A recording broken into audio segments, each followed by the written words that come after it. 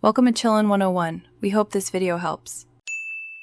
You begin by checking compatibility and gathering gear.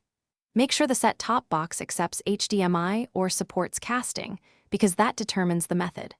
Once done, connect the phone to the same Wi-Fi network as the box. This allows discovery and stable streaming. You should have an HDMI adapter ready if you plan a wired link, or confirm both devices see each other for wireless mirroring, since that avoids connection failures later.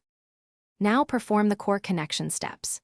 If you use a wired HDMI adapter, plug it into your phone, then run HDMI to the set-top box and switch the TV input, because direct wiring gives lower latency and full resolution.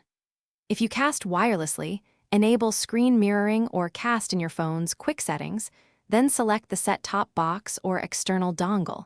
You may need to accept a pairing prompt. Make sure to allow audio and screen sharing permissions so media plays correctly.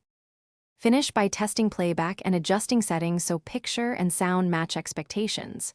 If the image looks off, change the phone's display resolution or app quality and make sure the set-top box output is correct.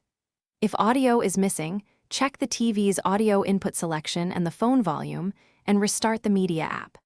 If problems persist, reboot the phone, the set-top box, and the router. Then retry or switch to a wired HDMI connection for a more reliable result.